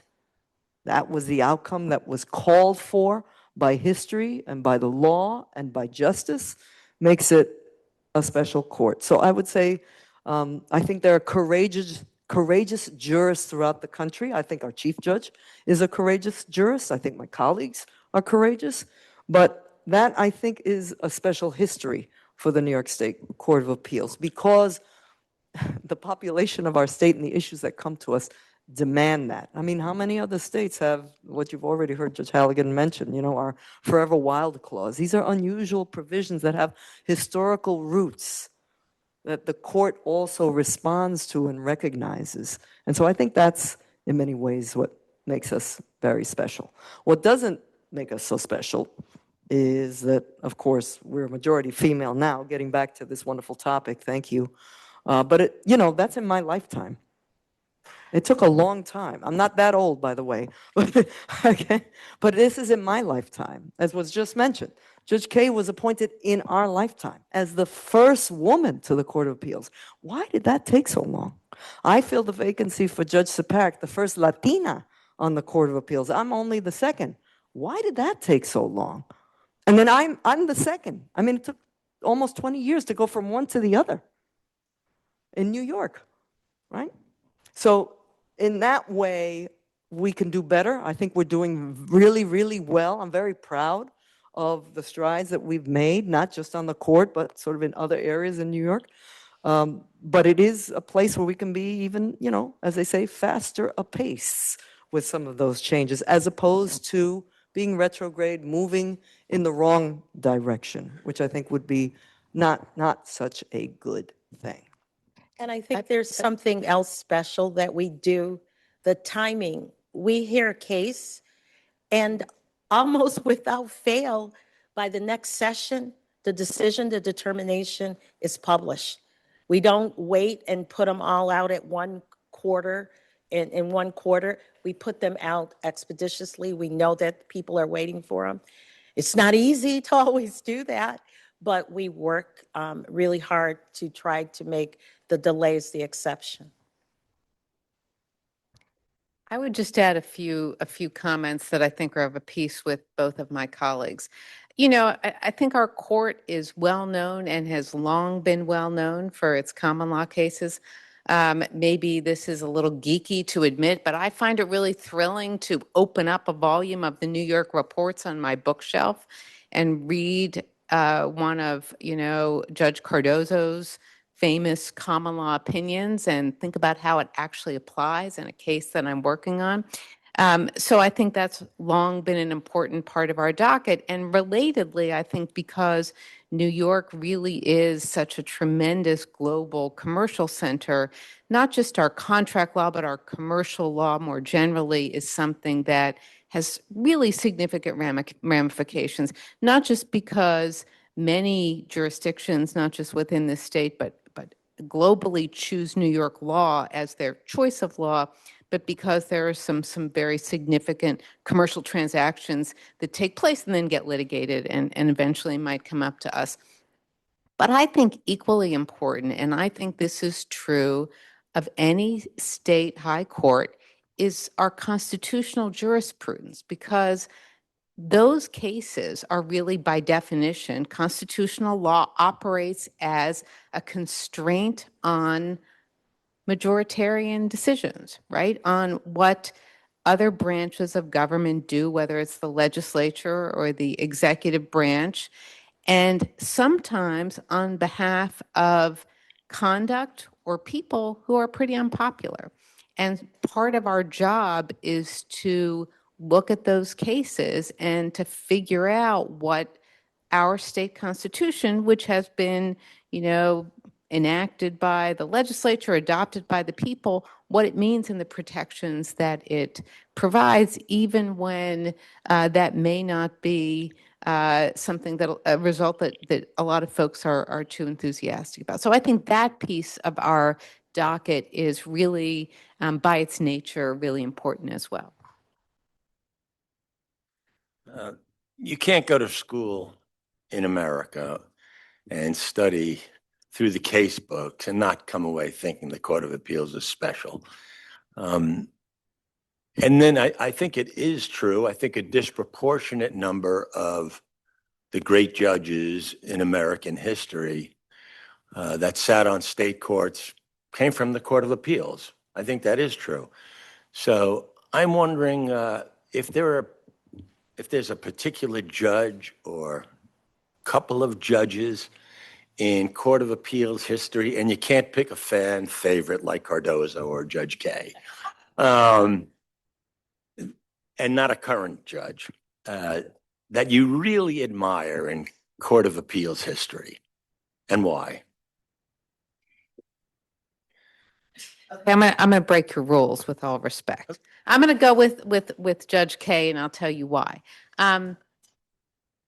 She was, in addition to, I think, being a tremendous, so as you've heard from both Judge Rivera and Judge Troutman, the chief judge wears two hats, runs the court system as well as being the chief judge of our court.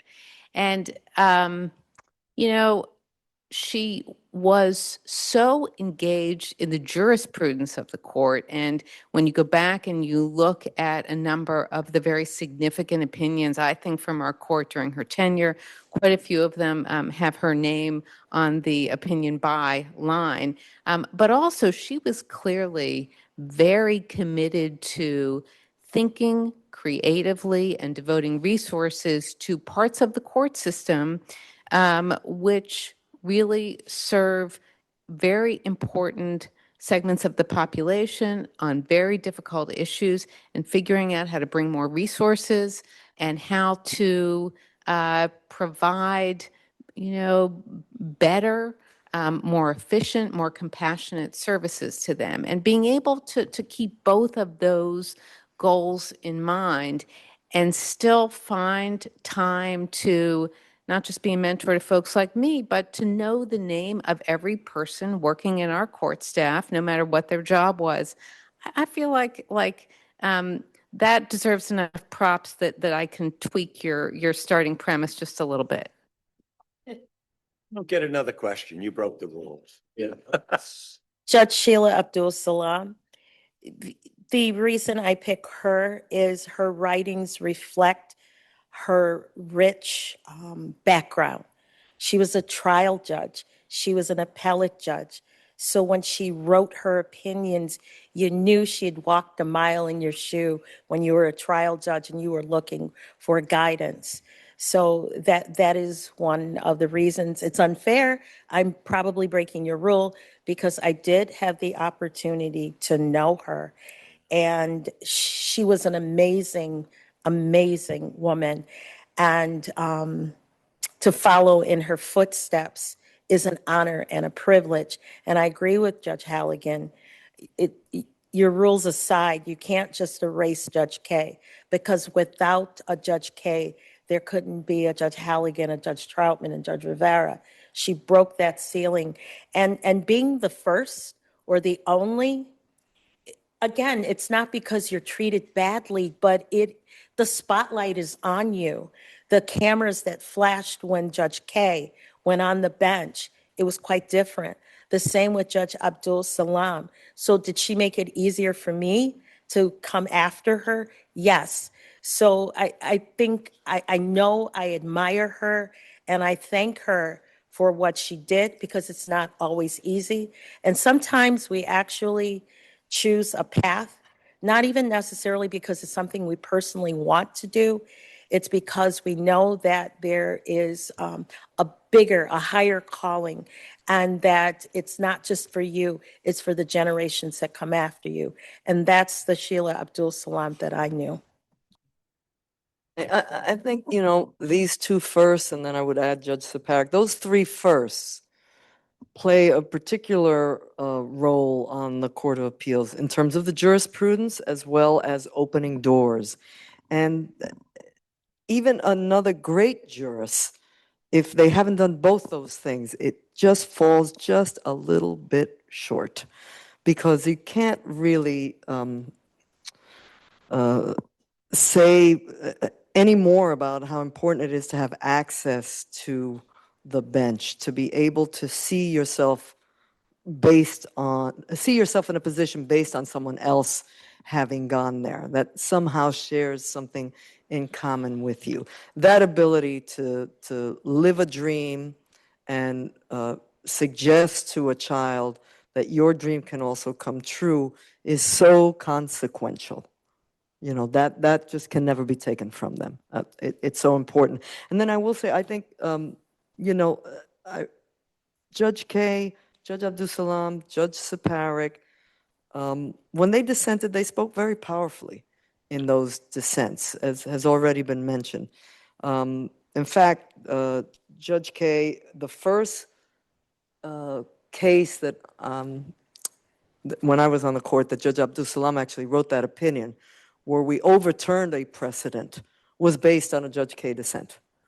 And so the prescient that she had to see the world in a different way, that speaking, as we're saying, to the ages, is so important. But all three of them, you'd have to go through these cases, but you'll hear those voices and you'll be able to understand that role that they played. I always get a, it's just the way it is. I always get a sense of pride when I go to an opinion written by any one of these three, because I know them, I sat with one of them, and it's just very special to me in a way that, although, yes, I can recognize Cardozo and perhaps some other judges that we could name, but there's just something a little bit special and different when someone is breaking down a door that makes it possible for you to be there, and then continues to speak in a way that's so eloquent and persuasive.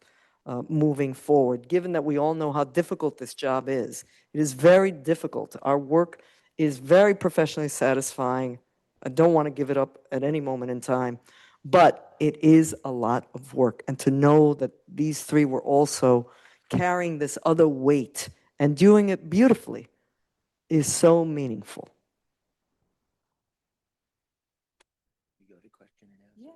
Absolutely. Do we have questions from the audience? Vin and I have lots of questions, but we would love to hear from you guys. And we're going to pass microphones around. You've got a question up there? Oh.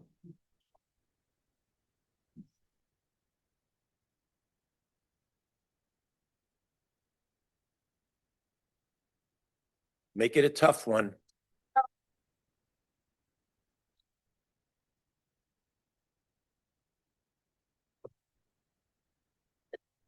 Was working?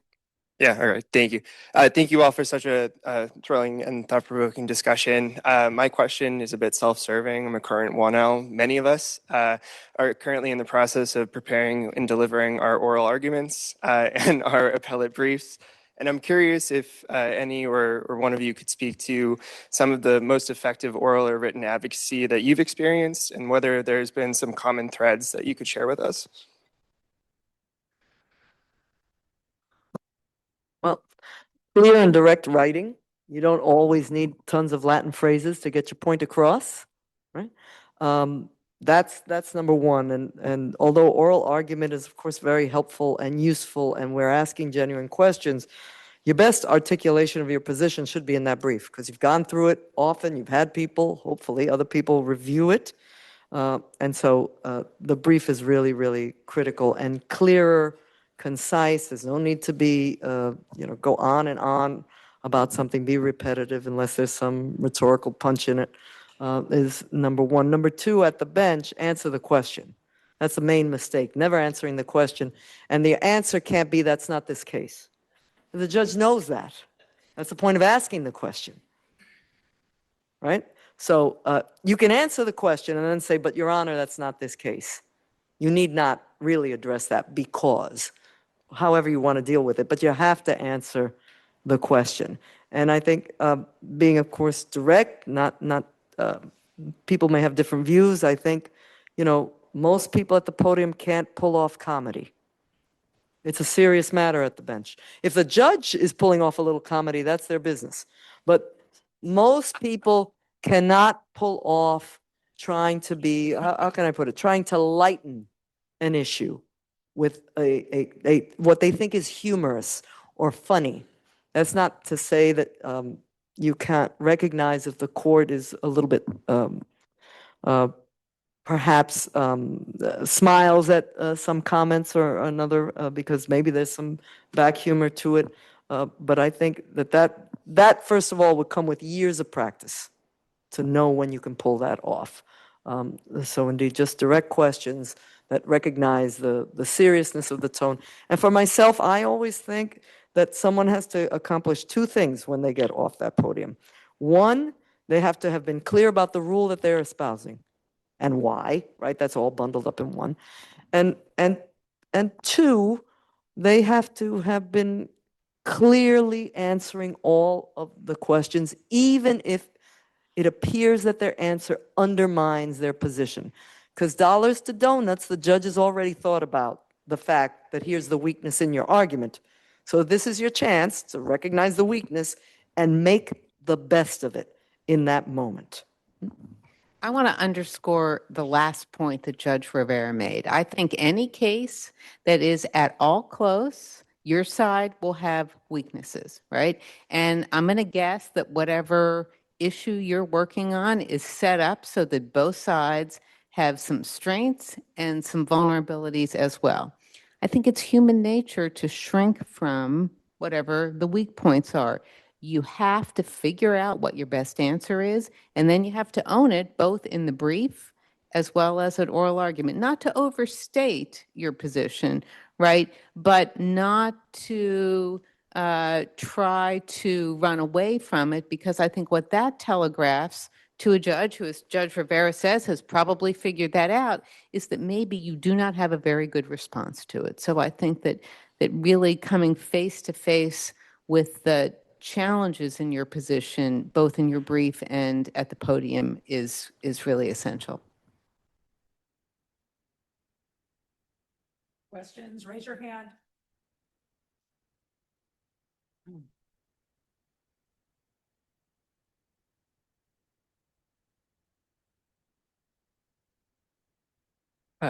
Good evening. It's a privilege to be here. My first question, my only question, involves how conference works. Not to get too involved in personal conversations, but how do 7 voices come to a decision that really is, yeah. The question was, in case you didn't hear it, how does conference work? Conference is an extension of conversations that started before the conference and may continue thereafter. And it involves hearing the other person. And just as you heard about dissents, sometimes a dissent, most times, makes the majority writing sharper because it forces you to answer questions that you weren't necessarily focused on, but you see that there's a hole, a weakness, so you answer them. So conference is about hearing the views of others, revisiting your own position. And sometimes and at the end of the day, determining your vote based on, can I see my way to vote, or am I in such a situation wherein my answer is I dissent? And if I dissent, why? But the conference is a willingness to be open, to hear your colleagues, and to continue a dialogue even after that conference. No, courts, given their membership, sort of evolve over time, or at least change in the way they handle things. So when I came to the court, discussing an appeal before conference was not allowed.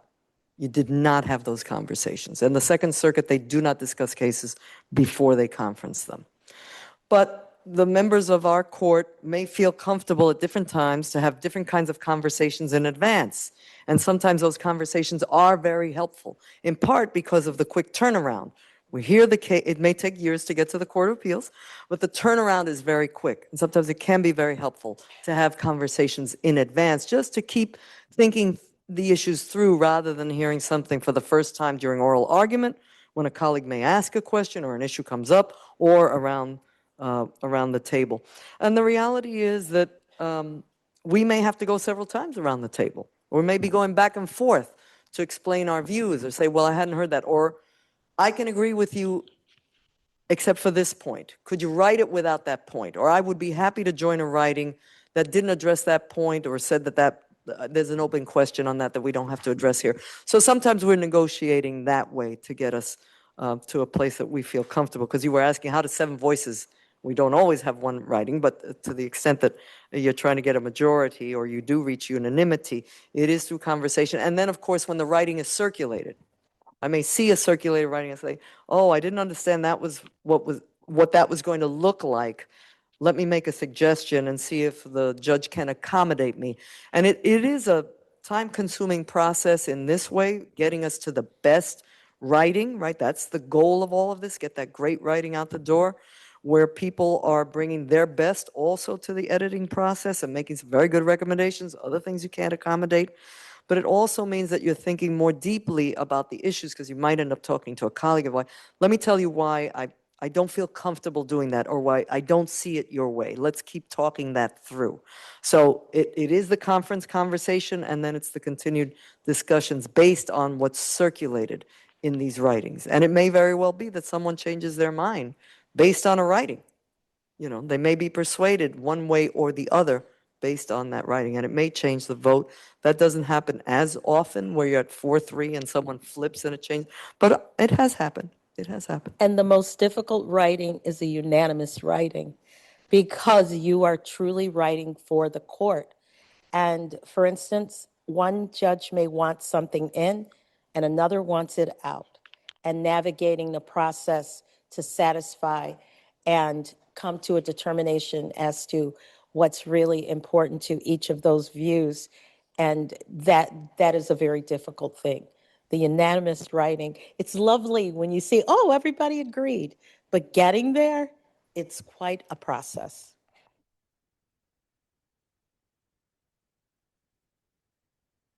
Down here?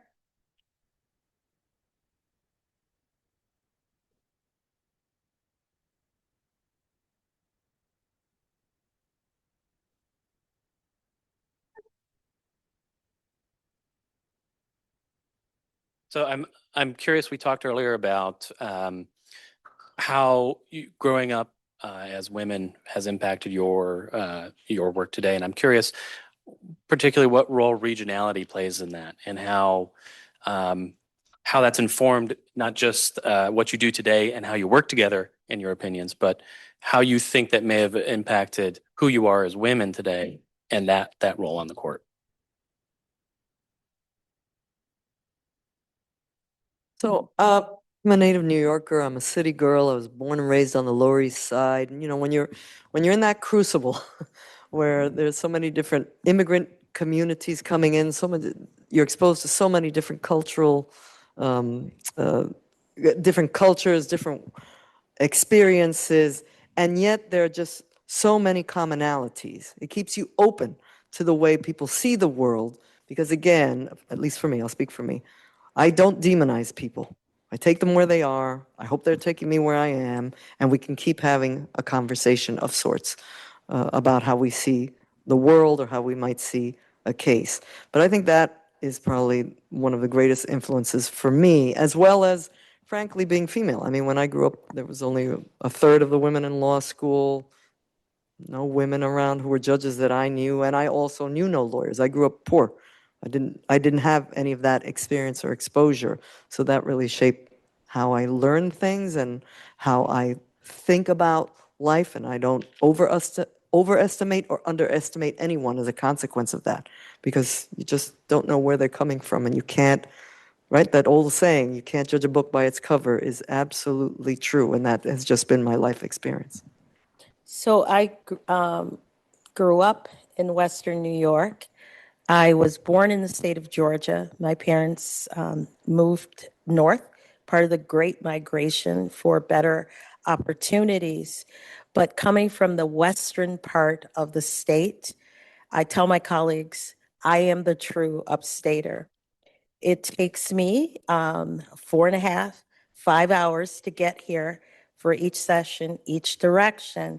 But in between, there are communities and experiences that are different from other parts of the state, downstate. But also, I recognize my role, and my colleagues will tell you, I'm in New York City a lot, and I understand that I represent all of the citizens of the state of New York. But for the western part of the state, I do represent a perspective that is quite different. And that lens is expanded, though, by my interaction with the other parts of the state. I am not a native New Yorker. I moved here after law school. I was born in Ohio, but I moved around a whole lot as a kid. The longest I went to school someplace was 2 years, some in some very rural areas, like a town of 350 in rural Arkansas. And so, although I do not have the Lower East Side experience that Judge Rivera has, I like to think that that makes me open to different perspectives and perhaps from a different place, but ending up with the same willingness to sort of take people where they are and wherever their life experiences are. Well, I've lived all over the state, and Buffalo is the greatest place in the state. Yeah. Well, I was there with Judge Jason. Yeah. Well, before we wrap this up, I just want to remind the attorneys to submit their CLE forms to the CLE table.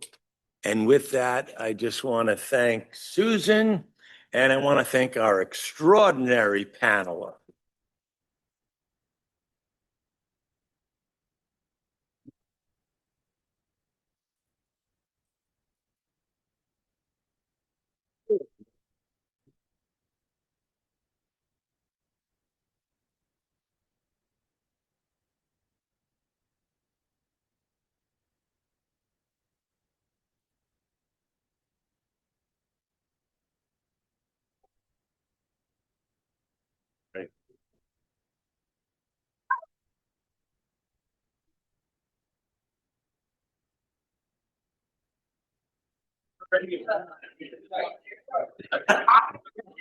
Just if I may, nobody forget we have a reception downstairs in the East Foyer.